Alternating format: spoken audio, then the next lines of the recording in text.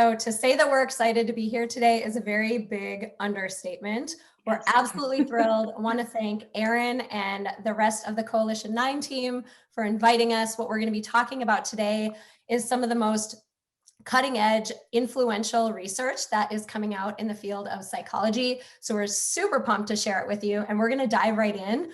Right out of the gate, I'm just going to talk about the elephant in the room. That literally sounds like I ate an elephant today. It's a mixture of allergies and some congestion, and I don't even know. So I'm assuming at some point today, I'm going to lose my voice. Best done just burning it down on this session. I can't think of a better way to go.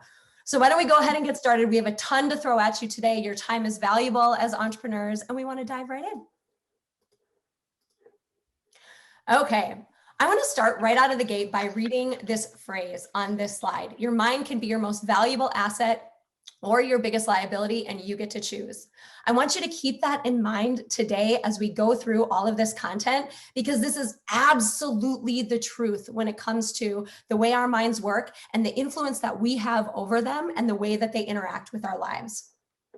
Erin did a really good job of introducing who we are, so I don't feel like I need to go into any major depth. The main things you need to know is that we're both nerdy psychologists with PhDs, but probably more importantly to the folks that are on this call, we're both entrepreneurs.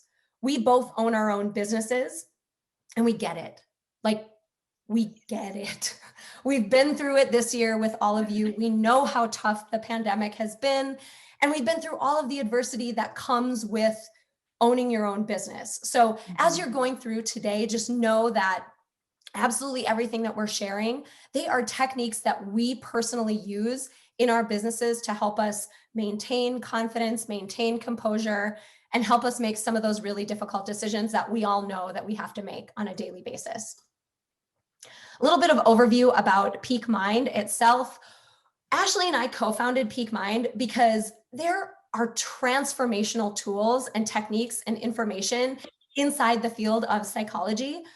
But most of the time, all of that awesome information is housed either behind the door of therapy, which not everybody goes to therapy or goes all the time, or second, it's housed in journal articles that are written in a way that nobody understands and published in places that no one will find. And so all of this valuable information gets locked up in the field, and we wanted to bring it to people so that they could use it in their lives and use it in their businesses. So today, we're here to give you some tools and information that you can use to work more effectively in your business. And we're going to be doing some hands-on work today. So at its core, something to note is that this session is for you. You're here to get something out of this. If there's one thing that Ashley and I preach all the time in every session that we do, in every workshop that we do, in every speaking engagement, it is this: your time is important. It's the most non-renewable resource on the planet. And so today we don't intend to waste a minute of yours. So this isn't a talk where, you're going to passively sit here and you're going to listen to us lecture you and all of that. I mean, yes, you're going to learn some cutting edge concepts today, but more valuable than that, you're going to be doing something today. So everybody should have received a copy of the workbook in their Spark packet and some other materials. So this is the time that if you don't have them in front of you, get them out. You're going to need everything that was in there. Dump it all out in front of you, and we're going to go ahead and dive in. I want to cut to the chase, and I want to ground ourselves in a little bit of reality before we jump in. As an entrepreneur or as a business owner, you are an asset. Let's talk about what that means. An asset is an item of intrinsic value. It is something that is of incredible value. And let's talk about the myriad of ways that you, as a business owner, are an asset. You're an asset to your community, and broader than that, we all saw this last year. You are an asset to this economy. Would the government have spent as much time and effort and money helping small businesses try to survive the last year if you weren't? No. You're an asset to the economy. You're an asset to your community. You're also an asset to your customers and your clients. You know that business is very simple when it comes down to it. Someone has a problem and you have the solution for it. So they pay you to help solve their problem. That's an asset. You're an asset to your family and in so many other ways. And so when we think about things that are assets, items of intrinsic value, there's one fundamental thing to keep in mind. They need to be taken care of. You as an asset need to be taken care of. Except at the same time, as a business owner or an entrepreneur, you face very unique challenges, as I'm sure I probably don't need to tell you. You face more challenges on a day-to-day basis. You make more decisions than the typical person does. You navigate more uncertainty than nearly anybody else does. It absolutely comes with the territory of being in business, and it's unavoidable. And so if we can't avoid it, we have to learn to manage it effectively. And that's what we want to teach you today. So specifically, as the cognitive psychologist in the room, I'm really excited to say that our minds play this amazing role, this powerful role. They magnify reality, they distort reality, they mask some aspects of true reality, and it makes it tough sometimes to figure out what the most effective way to move forward is. And ultimately, that's what determines your business success. The more you can effectively move forward and make good decisions, the more successful you're going to be. And this influence of our mind, it's even more significant when we're in times of challenge, like we all have been experiencing. So understanding the role that your mind plays and building the psychological flexibility, which we're going to talk about today as our core topic, building that psych flexibility to be able to respond effectively to challenge is completely key. So that's what we're going to do today with our time together. So for the remainder of our time together, we're basically going to be problem solving. I mean, we're here to help you, as I mentioned, use your time effectively, get some things done, solve a problem. So I want you to think about right now in your own business. This is very individual. This is very custom to you. Use the session for what you need it most. Think about a topic or a problem that you are struggling with right now. Now, we worked with Erin prior to this session. We came up with a set of problems that are common among a lot of business owners, entrepreneurs, professional people. So maybe you want to choose imposter syndrome, delegating work, work-life integration, time management. Maybe you want to choose from one of those, or maybe there's something else, something more specific that's plaguing you. So at this point, pick a problem that you want to work on, and that's what we're going to be working on for the rest of the session. And Ashley will dive in with our first exercise. So as you've got this problem or this friction point in mind, this is where we're going to start building your psychological flexibility. So start by putting yourself really into this frame of mind. So I want you to really call to mind a time when this problem was very salient. So whether you're working imposter syndrome, delegation, integration, whatever it is, it's something that probably comes up time and time again for you. So I want you to try to come up with a time fairly recently when this problem was active, when it was really happening, and put yourself into that experience. Close your eyes if you want to for a second. Imagine the context. Where were you? Who was involved? What was going on? What were the situational factors? And I want you to start to pay attention to a few things. Notice how you felt. What emotions came up? Ask yourself these questions. Why is this a problem for me continually? Why does this keep coming up? How would I like it to be? What's the obvious fix here? And why haven't I taken that fix yet? What are the reasons that have kept me from making those changes? And this is a place where you can grab your Post-it notes and your Sharpie and start making some notes, but just thinking about, so if we're going to work with the example throughout today of delegation. Don't let that sway you as you're applying this to your own your own life and your own situation. But for example, let's say delegation is the friction point in my life that I'm working on. I might be thinking about a time a few days ago where this came up and I felt overwhelmed and I felt stressed and I felt a little irritated and guilty. And the reasons why it keeps coming up is because I'm the only one who really knows how to do this. This is really important stuff. So I've got to do it. And as you've got that in mind, I want to introduce you to our first tool. So open up your workbook and turn to this page, Foursquare tracking. Foursquare tracking is a really useful tool for figuring out what in the world is going on. So the thing is, as humans, a lot of times we're aware of problems, we're even aware of some solutions, and yet we don't do them, right? Think about maybe outside of business. Have you ever had goals or lifestyle changes you wanted to make and you weren't doing it, and you find yourself going, why? What's going on? This is what's going on.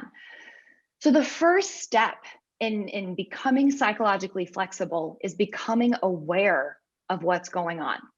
We're going to use this Foursquare tracking tool to help you become aware of what's called your internal experiences. This is the influence from your mind. So in any given situation, anything that happens, you have this reaction that spans these four quadrants: thoughts, feelings, which are emotions and bodily sensations, and action urges. So let me walk you through each one of these. And we've got that example of the delegation too, so we can show you. So starting with the thoughts. The thoughts are the things that go through your mind. So it's the worries, the language, the words, the images inside your head. This is your mind talking to you. So you can think of it as thoughts, rules, assumptions, expectations, predictions, the answers to those questions I asked you. Why is this happening? What are the reasons that you haven't fixed it yet? Those are the thoughts. Okay. So we're looking for what are the thoughts that are going through. So you can see a couple here that are relevant to the delegation, right? My mind says, I'll never get it all done. I can't trust anyone else to do it. It'll take longer to teach someone than it will for me to do it myself. And I can do it better, right? No one knows the vision of my business better than I do. So those are the thoughts. Moving over to the next quadrant, you've got the heart is the feelings. These are emotions, right? What are the emotions that come up in the situation? And when I think about making a change or doing it differently, in this case, asking someone else to do something. So maybe it's anxiety or overwhelm, fear, guilt, shame, embarrassment, insecurity, uncertainty, anger, enragement, whatever it is. Now, I want to give you guys a helpful hint here, because what I see all the time is people mix up thoughts and feelings. Here's a handy rule of thumb. Feelings are one word. Thoughts are a lot of words. So sometimes people would say, well, I feel like I can do it better. No, that's a lot of words, right? I can do it better. That's a thought. Feelings are one word. That's the emotions. Okay. So moving on, down in the bottom left, those are lungs.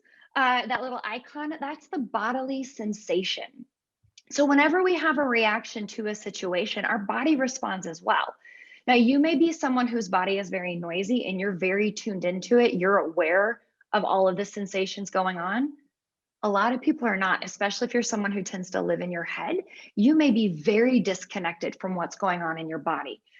But it's important to start to pay attention to these signals or these sensations. So they may be things like butterflies in your stomach, feeling hot and sweaty, your heart rate goes up, pressure or tightness in your chest, that muscle tension, shallow breathing.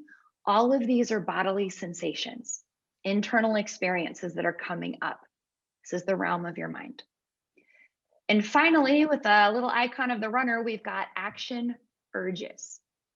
Now, we want to differentiate between urges and the actual overt actions that you take, because urges are not controllable. Those just happen naturally without your choice. And oftentimes they lead to our actions, right? Like if I have an urge to avoid, I'm going to avoid. If I have an urge to yawn, I'm going to yawn. But we can separate those out. Like think about if you've ever had a craving for dessert and you overrode that craving and you said, I'm going to pass right? That's a clear example of how you have this urge. So when we're looking at this in your problem situation, doing your 4 square tracking, the urges are, what are the actions that you feel compelled to take? Maybe it's stay late, do the work yourself. Maybe it's go home and have a drink. I want you to look at, what are the things you feel compelled to do, the things you feel like you must do, and what are the things that you're avoiding or not doing. And an interesting way to kind of think about this is, with every emotion, there comes an action urge. Like emotion is almost like early motion, it's the thing that comes before the motion. And thoughts are oftentimes directives, our mind telling us what to do. So I'm going to pause here. We're going to give you just a couple minutes to really, really dig deep. So go back, visualize the problem that you're having, put yourself into that frame of mind, and see how much you can capture and fill in. That's really common. People will say, I don't know what I'm thinking. Okay, cool. A lot of the thoughts happen behind the scenes, out of our awareness. We're going to talk more about that. See what you can capture. And I'm going to be quiet for just 2 minutes and let you guys do that. All right, so hopefully everybody has had a chance to jot those down. You'll have a couple more minutes while we're chatting here to finish that up if you didn't get it completely done. But before we go on, you're really getting jerked around by like the two sides of psychology, right? Ashley's making you do a bunch of these like experiential exercises, and then I'm jerking you back into brain science, which is what we're going to do right now. We're going to take a little detour, do a little brain science before we dive back into that exercise. So if we think about the most general purpose of our mind evolved to solve problems, like a lot of problems. And on a daily basis, we make a lot of decisions. We also take in and we process a lot of information. It's a huge task. It's almost impossible to completely understand the weight of that task that our mind has on its plate every single day. But it accomplishes that nearly impossible task by backburnering almost everything, like as much as it can. It creates mental habits. It creates automatic scripts that run in the background that maybe we're semi-aware of them at times, but basically they allow us to make decisions, take action without actually having to think very much at all. So our mind has this monumental task, and it's like, you know what? I only have so much capacity. I, as a human being, only have so much capacity to take in this information, make these decisions, and take all these actions. So I'm going to back burner as much as I can and create a bunch of shortcuts or heuristics. Here's an example. Have you ever moved to a new apartment or home or gotten a new job?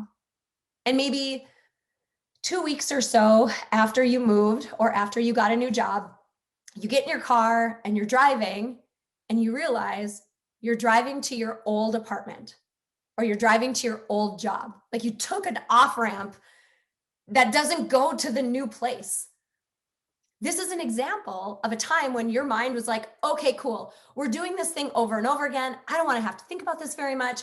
I'm going to go ahead and create a habit. I'm going to back burner this entire driving to work thing so that I don't have to think about it. And it runs this script when you get in your car. Now, these scripts and these mental habits, they're really awesome. They let our mind accomplish this incredible job that it has. But this driving example highlights one of the fundamental problems that occurs when we try to change a script that's already in place. Flat out, our mind hates that. It hates it. It worked really hard to create this shortcut and create this habit so that it didn't have to think about it. And now you're making me think about it. And so it tries as much as it can to shove you back into that old habit so that it doesn't have to take on the added burden of thinking through that problem. I'll give you one more example. This is Erin's favorite slide. Think about how you'd feel for an entire week, a whole week.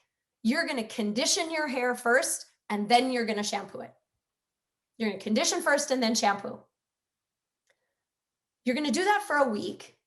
And if something that inconsequential, that literally doesn't really matter, if something that inconsequential can register in your mind as a disruption, like admit it, right? That doesn't feel good to think about, even though maybe it would actually be the same with I don't know, but that's not right. That's not how I'm accustomed to doing it. And our mind registers and says, no, this is not the right way to do it. April, I'm going to jump in for just one sec, because some Yeah. of you guys may not condition your hair if you're not. You can also think of it as if you always wear a watch and you forget your watch one day, doesn't it just feel wrong? Or if you, oh yeah, the wrong hand is even better. Or if you try to tie your shoes, but you're gonna like make the loop on the other side first, like it just feels wrong. Yeah. Right? It does. And so if those tiny things are disruptive to us, imagine how disruptive it is if you're trying to make a big consequential change. So imagine, we're going to stick with this delegating example. Imagine how disruptive it feels to your mind if you're used to jumping in and doing that task, when in reality, maybe your workload is too large for you to handle it and you want to delegate it, but you're talking about stepping outside of that script, stepping outside of that shortcut, and your mind is like, no, nope, this is not okay. So that registers as a disruption to an even larger extent than some of these like funny little examples that we've given. All right, no more cat. I'll get rid of it. So not only does our mind want to process information and make decisions, but it wants to make the decision that keeps us the safest, the most familiar. And it does this by employing a bunch of heuristics or biases. Think about these as shortcuts that are basically a glitch in our mind. A shortcut that may have served a purpose at one point, or that may have been useful in one situation, but now it's being used in a way that is just not helpful. And most notably here is something called the negativity bias. You've probably heard about this. So we've evolved as a species to seek out and find, we're really good at finding things that we're looking for, seek out and find negativity way more readily than we are positivity. And so if you take all of these like heuristics and habits and shortcuts and biases and glitches and you put them all together, what they form is the edges of your comfort zone. What we like to say, more than your comfort zone, because who's having a comfortable, lovely time because their workload is too large and they're not delegating? Like, no one's comfortable. Instead, we like to call that your familiarity zone. This is just what your mind is accustomed to. It's what you've done all along. It's what's familiar. And when you're operating inside of that familiarity zone, your mind, your emotions, your bodily sensations, your urges, they tend to be nice and quiet and cooperative. But the second you step out of it, or you even think about stepping out of it, things get really noisy. And they get predictably noisy. In fact, these habits and these biases that we as human beings experience are so predictable, we've actually named them. So I'd love to introduce you to something that we call the committee in your mind. And this is just a really quick snapshot of a cast of characters in the committee that is more often related to people in professional and business settings, but know that there are many more that apply in your outside lives, outside of your work and your business. So the committee in your mind is this cast of characters. I'll let you kind of peek through them and get to know who they are. They're also in your workbook if you want to go back and review and get more detail. But the further out of your familiarity zone you go, or the bigger the jump you're even contemplating, you don't even have to do it. You just have to think about it. The louder this whole cast of characters gets. And when they pipe up, they tend to trigger certain very predictable, uncomfortable feelings. And they tend to direct us to do certain things, namely, get back into the familiarity zone, do the thing that we're used to doing, like Stop it. I hate that you're making me think about this. I now have to, use some of my limited energy. I don't want to do that. I want to go back and rely on my shortcut. So it wants us to go back and do things the way that we're used to doing them, the safe way, the way that's crushing you right now. There's a reason why you're working on this problem. So if you think that I'm on a soapbox right now, I'm not yet, but I am going to warn you, there is a soapbox coming. So just be ready for it. But before I get to the point where I'm going to start pounding on my desk and like really get on a soapbox and probably lose my voice officially, we're going to do a little bit more work on your Foursquare. So pull that back out. I want you to look at your Foursquare tracking, and I want you to look at the thoughts in particular that you wrote down. Can you identify, and so if you have to, just tear that page of the committee members out of your workbook and put it next to you. Can you identify the committee in your thoughts? When you think about something like, I'll never get this done, that's the voice of the doomsdayer. Or, I can't trust anyone else to do it. I can do a better job, the martyr. They can even show up in some of these other pieces of your Foursquare. For example, this urge to just put in more work and do it yourself. That's the taskmaster. I identify so readily with that one. Mine is so loud. The taskmaster, we like I said, didn't include everybody, but man, the logistics person, they show up, the taskmaster is like, do it. And they're like, here's how we're going to do it. They get loud and they convince you to do things that go away from the direction that you actually want to be going. So look at your Foursquare and just jot down some committee members and pay a particular attention to committee members who are ganging up on you, like the doomsdayer and the martyr and the taskmaster in this example. So there was a request to make it larger. Those committee members are in your handout or in your workbook that came in your Spark kit. And I want to sum up just a few pieces here, because this is often very, very novel information and a new way of understanding things. So I want to break it down to what you need to take away from that brain science overview is that you and your mind are two separate things. You are not your mind, right? And so the thoughts that come from your mind, I want you to think of it as your stomach gurgles. You have a stomach and it gurgles. That's what it does. You have a mind and it thinks. That's what it does. The other pieces you need to know is that your mind, as April says, a problem solver. It's looking for patterns and creating rules. If you do this, you will stay safe. If you do this, you will stay safe. Not happy, not successful, safe in the familiarity zone. This committee members, the way I picture it is almost, if you guys ever saw Inside Out, that Pixar movie way back in the day, where it was like this command center in your brain. This is how I teach kids about this, is you've got this command center, and here's all the committee members that are showing up without your consent, without your invitation, simply because this is how your mind has been programmed. And that is really important to understand, is that you can't actually control whether these committee members show up or speak up.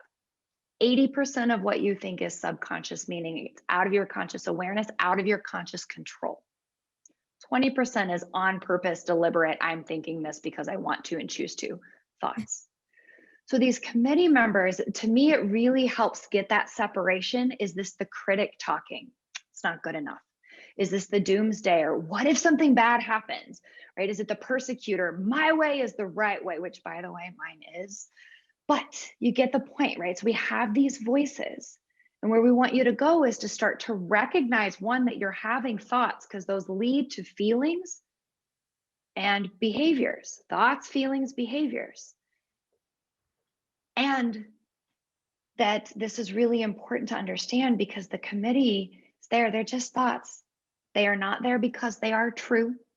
They are not there because they are meaningful. They are not there because they are helpful. They are there because they are mental habits. I will also say, sometimes, as April mentioned, those committee members gang up. It's not important to really tease apart, is this the martyr or the victim here? Is this the victim or the people pleaser? To me, it's more important just to recognize, is this a committee member? Because that means it's not really helpful. It might be in some context, but not in a lot. I want to ask, does that make sense? This is the part where I wish I could see everybody nodding. Does that make sense? Are we ready to move on? I want to make sure we drill that point in actually Yeah. before we move on, because I mean, this is the soapbox. Like, this is the thing that as a cognitive psychologist, I wish people understood. And Ashley said it beautifully. You are not your mind. You are not these committee members.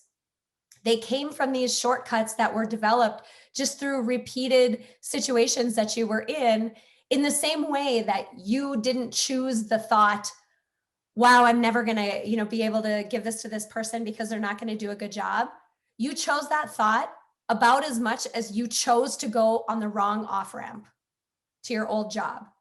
You chose that thought pretty much to the same degree as the cognition that's making your heart beat right now. You have so little control over that. So the best that you can do is develop a relationship with those thoughts and decide how they are going to influence you and whether they get to have a say. Because as Ashley mentioned, they're just going to come up uninvited, uncontrollable by you. And so you are not them. And so what we want to really relay with this next exercise that Ashley will take you through is that you absolutely can disobey what the committee members are going to say. And Ashley's going to guide you through an exercise to show you how to do that. So turn in your workbook to the choice point.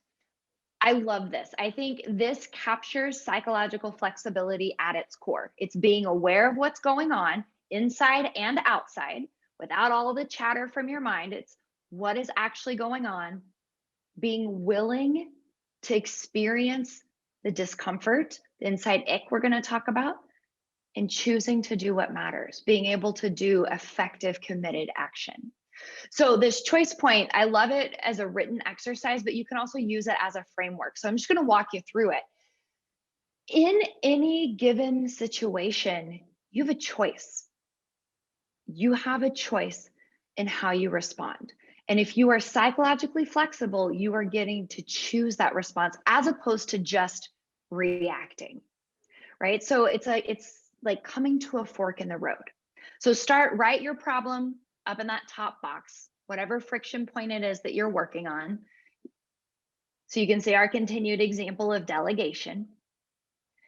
And then that next box down that's labeled inside ick. That's what I like to call all that stuff that comes up in your Foursquare tracking, right? So just note the strongest thought, the most convincing or controlling thought, the strongest emotion, urges, sensations in that box, right? So in a choice point moment, and they happen all the time, you've got this, right? You've got this opportunity here, and we've got this ick that comes up.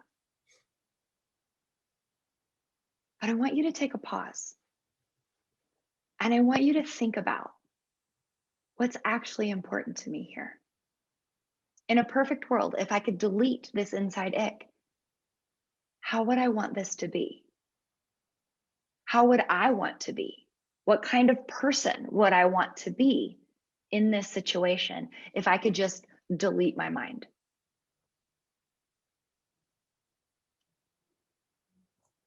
And think about that.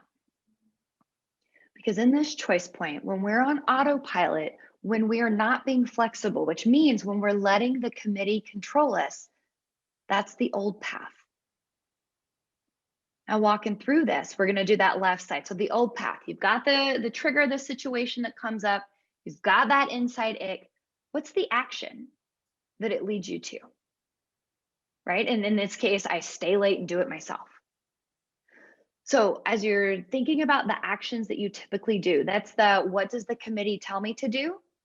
Or what do I do to just get rid of all of this ick? Thinking, on the imposter syndrome side, maybe because of that insecurity, I qualify my opinions instead of putting them out assertively. I defer to somebody else instead of taking my own chances, right? So think about what are those actions? And what's the outcome because of that action?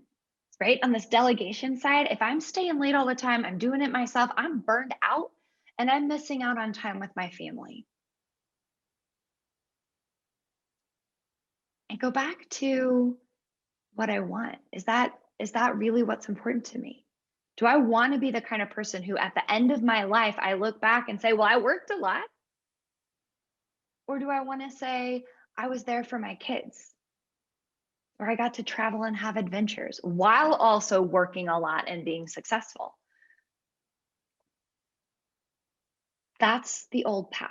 That's letting the committee be in charge. That is letting your mind be a liability.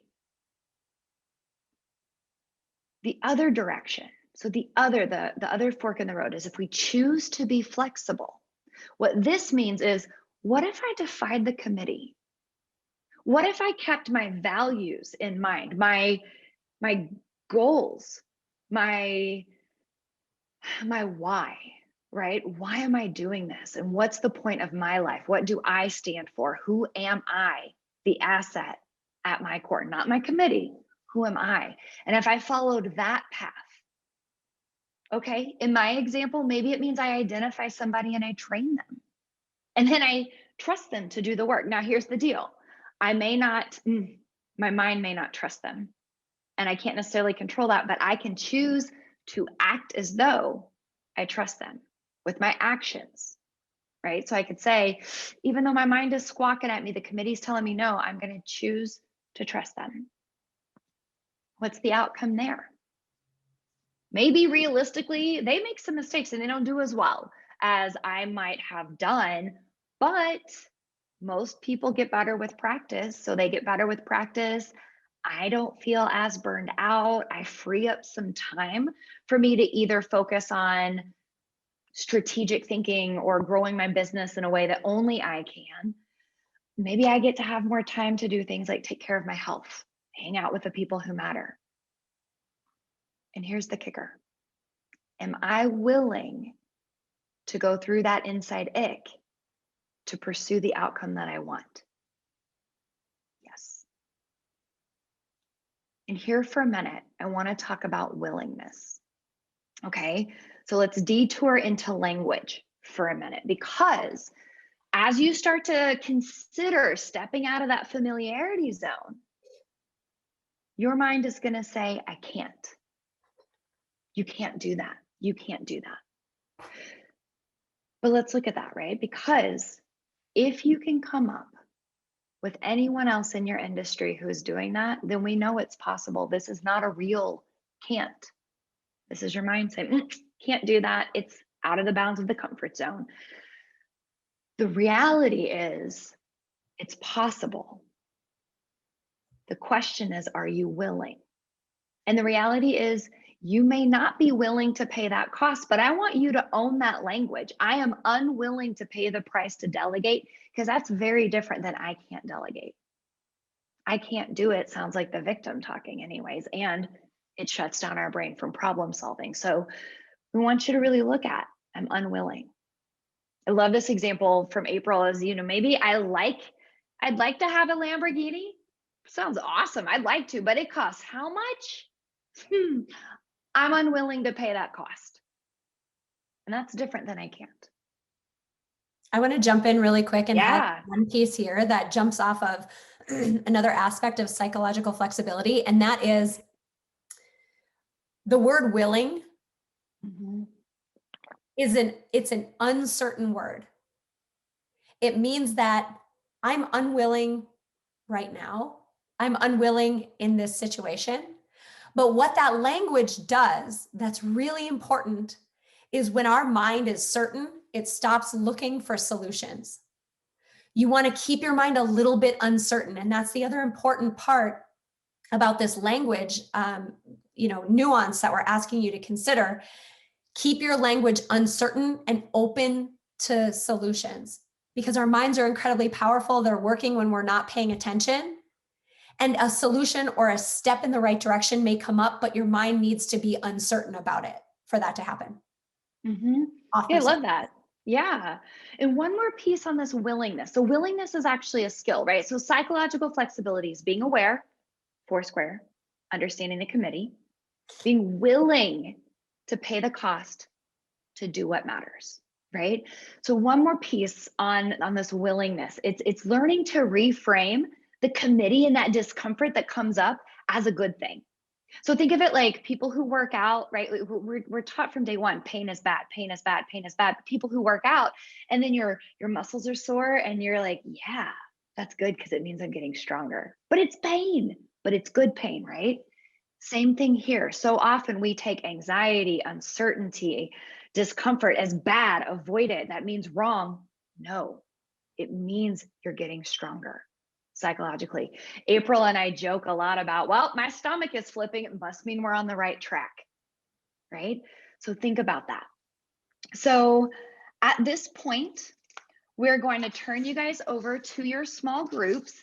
We've got some really cool discussions to have as you work through some of these pieces. As Erin mentioned, when we come back, your facilitators are going to share a 90-second summary. We're going to be popping in and out of groups to help however we can. And when you get back, we're going to talk about just a few more tips for really building your psychological flexibility, and we'll go from there. Welcome back. Appreciate you guys letting us pop in and out of your breakout groups. We would love to take 90 seconds from each of you, just a really quick high level. What were the takeaways of your discussions? Couple things that were takeaways. We talked about our most common committee members, and if we were making like a word picture of that, taskmaster was by far and away the biggest. People pleaser, doomsayer, critic, and then martyr. It was also interesting. We had a lot of lions in our crew. We had a lot of different things, but there were a lot of lions, and there was an identification that the critic, the taskmaster, and the persecutor, 136, were some of the most common committee members for the lions with us. We also talked a little bit about one of the things that's really hard sometimes is that there is a little bit of a kernel of truth to what that committee member has to say. It's just that it happened one time in a really isolated place, and it's been kind of dramatically heightened since then. And then I think the two strategies that really were top of mind and that we just left with were, if you wanted to start to challenge that unwillingness and trying to be more willing to do this, there were kind of two things. One was the idea of perspective, and Erin had shared a great example of, instead of looking at a traffic jam, think about being a helicopter looking down on the situation overhead. And so that perspective taking.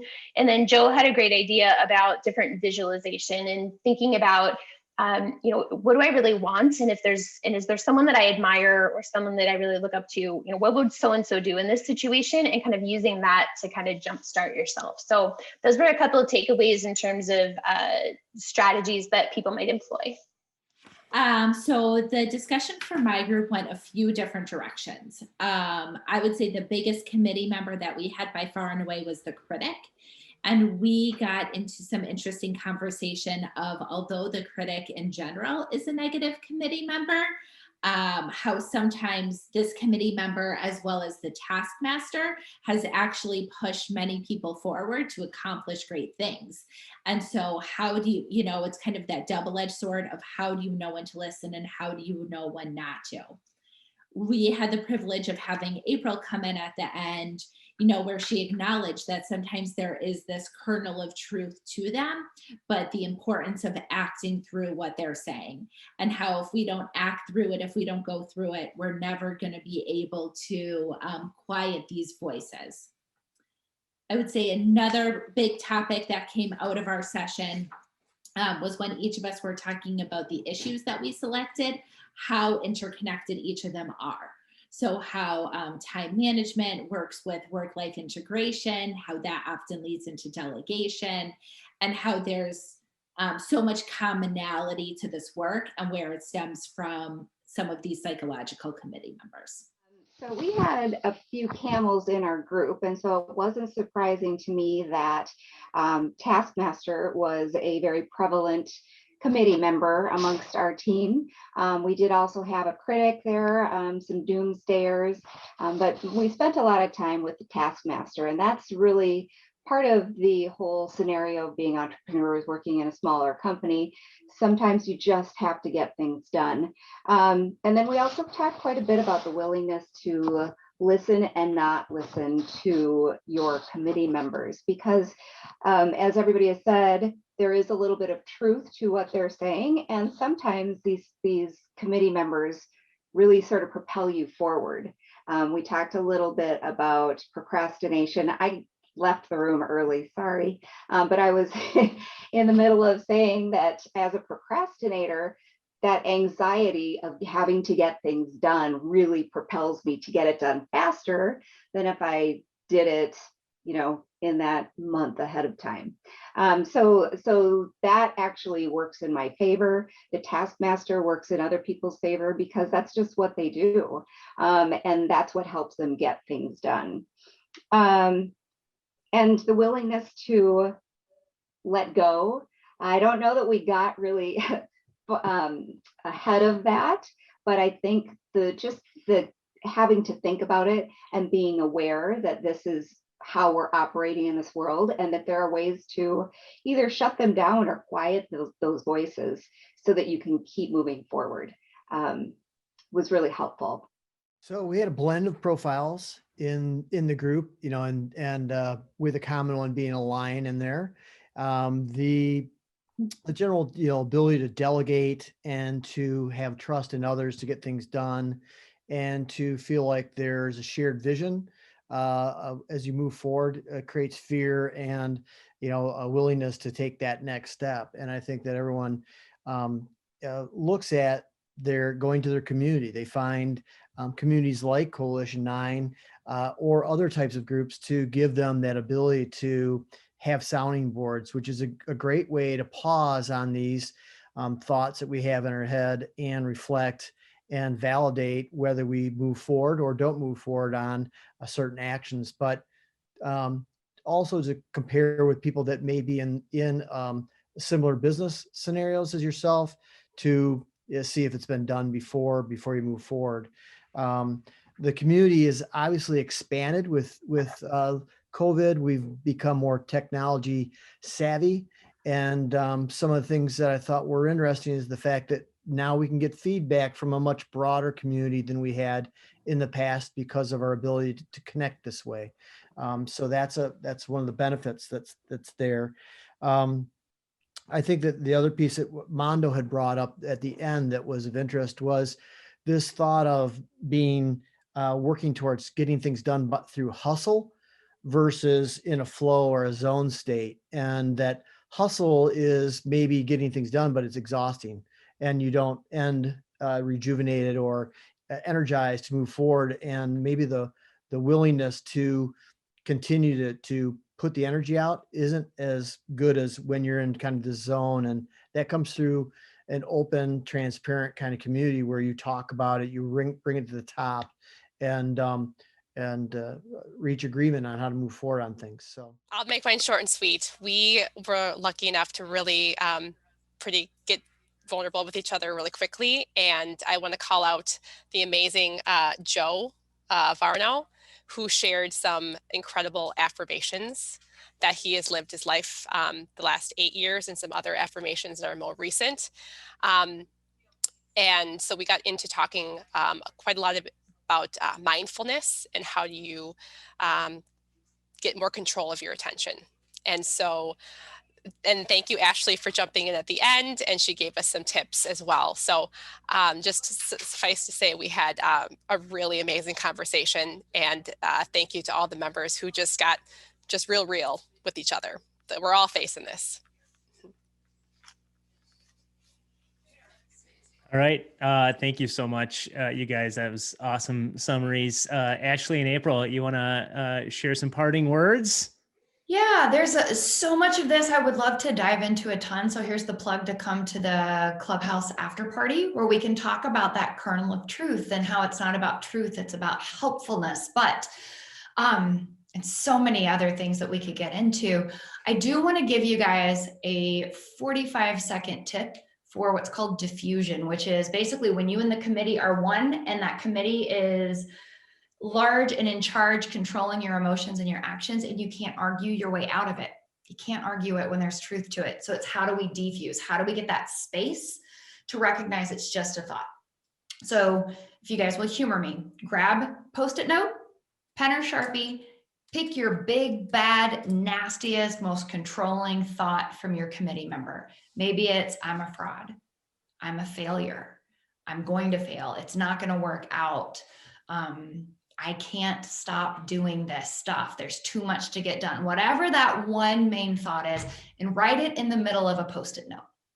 Actually, write it down. And then for the next 10 seconds, I'm going to ask you just to read it. So I want over and over. So I really want you to think this thought. Go. And just notice what that feels like. What comes up for you as you're fusing with that thought. Probably feels very real. There's probably some inside ick that comes up. Now I want you to write in front of it, I'm having the thought that. So it'll read, I'm having the thought that I'm a failure. I'm having the thought that I have to get this all done. I'm having the thought that fill in the blank. And for 10 seconds, I want you to think that. So just read it over and over and try to fuse with that thought. And just notice what that experience was like for you. Was it the same or different? Here's the last piece. In front of that, I want you to write, I'm noticing that. So your Post-it note is going to read, I'm noticing that I'm having the thought that I'm a failure. I'm noticing that I'm having the thought that I must get this done now. And you know the drill, 10 seconds, read that, fuse with that, and see what happens. And just notice what that was like. Now, for the record, this doesn't work for everyone. So if you had the experience of, well, I don't know, I don't get it, I don't know what just happened, that's okay. There's a lot of other ways to build psychological flexibility to get control over that committee. We've given you some in your workbook. If, though, this worked for you, what you probably noticed was that adding each step gave you a little bit more distance. It didn't feel so punch in the gut real. That's diffusion.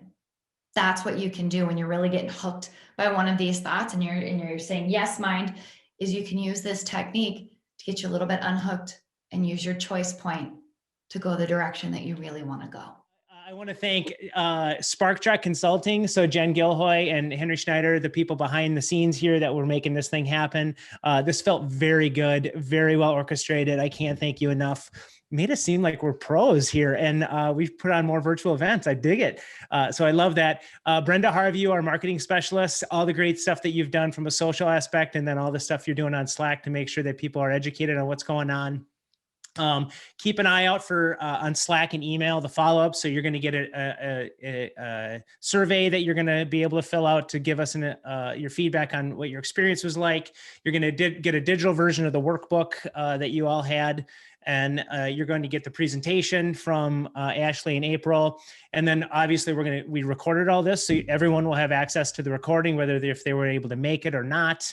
And then you also have that link. I just posted that for the Peak Mind Psychology /organization that you posted in the chat box, because that thing's going to go away. So stay tuned for Slack for more information. And for those of you that can make it to the after party, let's get after that thing and have a random goofy conversation that I have no idea how Clubhouse works, so we're going to figure it out. All right. All right. Thank you so much, everybody. I appreciate you. Thanks, everybody.